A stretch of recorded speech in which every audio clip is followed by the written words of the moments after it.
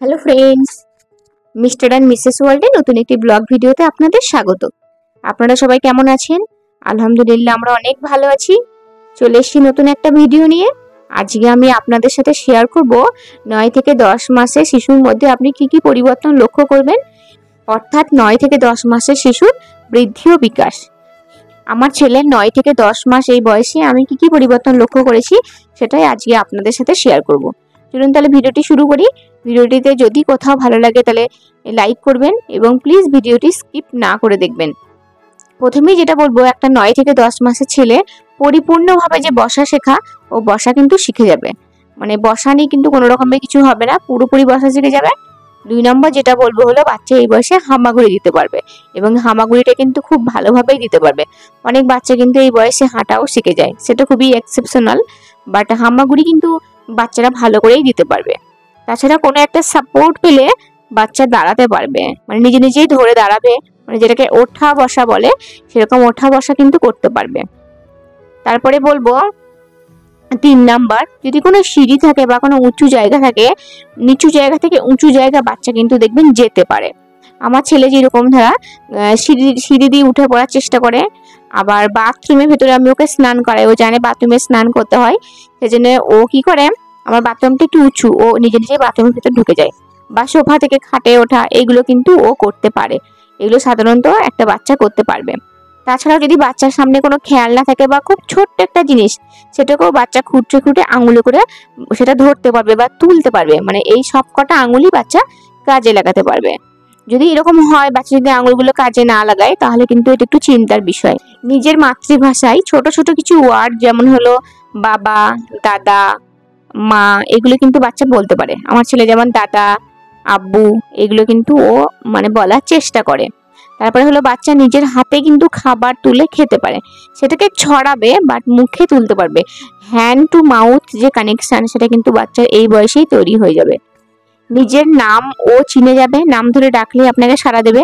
দেখবেন খুব চেনা লোক যাদেরকে ও খুব ভালোবাসে বা সবসময় দেখে, তারা যদি কোথাও যায় তাহলে কিন্তু ওকে না নিয়ে গেলেও কাঁদতে লাগবে। মানে বাইরে যাওয়ার একটা আগ্রহ, সেটা কিন্তু বেশি তৈরি হবে।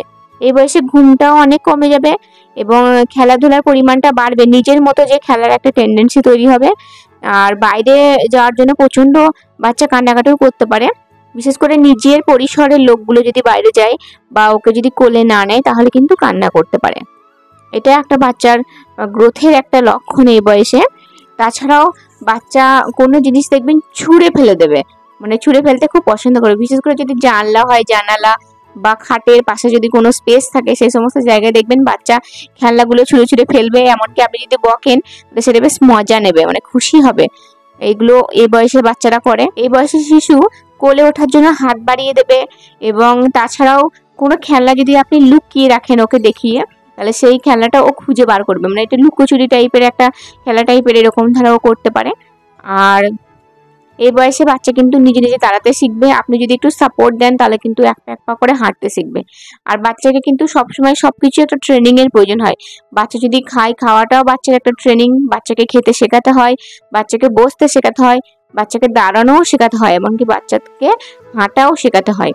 আর এই বয়সে বাচ্চার দাঁত উঠবে, 2টো দাঁত উঠতে পারে। বেশিরভাগ বাচ্চার দাঁত ওঠে, কিন্তু এখনকার বাচ্চাদের একটু দাঁত উঠতে দেরি হচ্ছে। এখন দেখবেন বেশিরভাগ বাচ্চারই শুনবেন যে দাঁত উঠতে চাইছে না, দাঁত উঠতে দেরি হচ্ছে। কিন্তু আমার ছেলের মাশাআল্লাহ 2টো দাঁত উঠেছে। এই বয়সের অনেক বাচ্চারই 2টো দাঁত ওঠে। একটু উঁচু জায়গাতে কোনো খেলনা দিন, দেখুন ও সেটা নেওয়ার চেষ্টা করবে। তার ফলে কি হবে, ও দাঁড়ানোও শিখবে, এমনকি ও ধরে ধরে হাঁটাও শিখবে। এইগুলো তো আপনি দেখতেই পাবেন। তাছাড়াও যদি দেখেন যে বাচ্চা নাম ধরে ডাকলে কোনো প্রতিক্রিয়া করছে না, বা বাচ্চা খেলনাগুলোকে সমস্ত আঙুলগুলো ব্যবহার করে নিতে পারছে না, বা নিজের হাতটা মুখ পর্যন্ত নিয়ে যেতে পারছে না। খাওয়া বলতে সবসময় যে খাওয়া তা নয়, যে কোনো জিনিসই মুখের কাছে নিয়ে যেতে মানে পারছে না, তাহলে কিন্তু একটু টেনশনে। তখন সেক্ষেত্রে ডাক্তার দেখানোটা আমার মনে হয় না উচিত। আপনারা সবসময় আপনাদের যে শিশু স্বাস্থ্য যে মা ও সুরক্ষা যে কার্ড হয়, এই যে কার্ডগুলো, এই কার্ডগুলো আপনারা আপনাদের কাছে রাখবেন। এখানে অনেক আপনি টিপস পাবেন। আমি যে ডাক্তারকে দেখাতাম, আমার ছেলেকে দেখাই, উনি বলেন যে এই কার্ডসটা ফলো করবে, কি কি খাবার খাওয়াতে হয়, কিরকম ভাবে খাবার খাওয়াতে হয়, কি কি বিপদ চিহ্ন, কি কি মানে গ্রোথের লক্ষণ, সবই এখানে দেওয়া আছে। তাছাড়াও আমি বলবো না কি যে বাচ্চাদেরকে এই বয়সে হাঁটা শেখাবেন, কিন্তু অনেকেই দেখি সেই গোল টাইপের যে ওয়াকারগুলো, ওই ওয়াকারগুলো দিয়ে বাচ্চাকে হাঁটান। ওটা কিন্তু একদম উচিত নয়, কারণ ওই ওয়াকারগুলো বিভিন্ন মানে দেশে সেই বিদেশে কিন্তু ওগুলো ব্যান্ড করে দিয়েছে। আমাদের এখানেই শুধুমাত্র দেখি অনেকেই ইউজ করেন, তাছাড়া অনেকেই সচেতন আছেন যারা ইউজ করেন না। এই ওয়াকারগুলো ব্যবহার করলে কিন্তু বাচ্চার পায়ের ক্ষতি হয়, কারণ আপনি খেয়াল করে দেখবেন যে গোল যে ওয়াকারগুলো হয় সেগুলো বাচ্চার পাটা পিছন দিকে ঠেলতে হয়, তবেই ওয়াকারটা সামনের দিকে এগিয়ে যায়। সেক্ষেত্রে আপনারা বাচ্চা যে পুশ আপ ওয়াকার, মানে বাচ্চা যেটা ঠেলে ঠেলে নিয়ে যেতে পারবে, এই ধরনের ওয়াকারগুলো দিতে পারেন বাচ্চাকে হাঁটানোর জন্য। আর বাচ্চাকে সবসময় অ্যাপ্রিসিয়েট করুন, বাচ্চাকে বিভিন্ন ধরনের বই দিন, বইয়ের সাথে বাচ্চার সম্পর্ক তৈরি করুন। দেখুন বাচ্চা খুব ভালোভাবে বেড়ে উঠবে এবং বাচ্চার বিকাশও খুব সুন্দরভাবে হবে। আমার ছেলের জন্য আমি কি এই সম্পর্কে এই 9 থেকে 10 মাস বয়সে কি শপিং করেছি আমি পরবর্তী একটা ভিডিওতে আমি দেওয়ার চেষ্টা করব, বা কি বই ওকে আমি দিই। ও অনেক ধরনের বইগুলো নিয়ে খেলা করে, মানে ওর খেলনার বিষয়ই হলো অনেক সময় বই। আমি ছোটবেলায় ওকে ফ্ল্যাশ কার্ড দিতাম, এখন বড় হয়েছে এই বয়সের যে টাচ অ্যান্ড ফিল বইগুলো হয় সেইগুলো দিই। তাহলে ওর ভেতরে কোনো জিনিস যে টাচ করা, মানে জিনিসটা সমতল না রুক্ষ না খসখসে, এই জিনিসটার ভেতরে তৈরি হবে।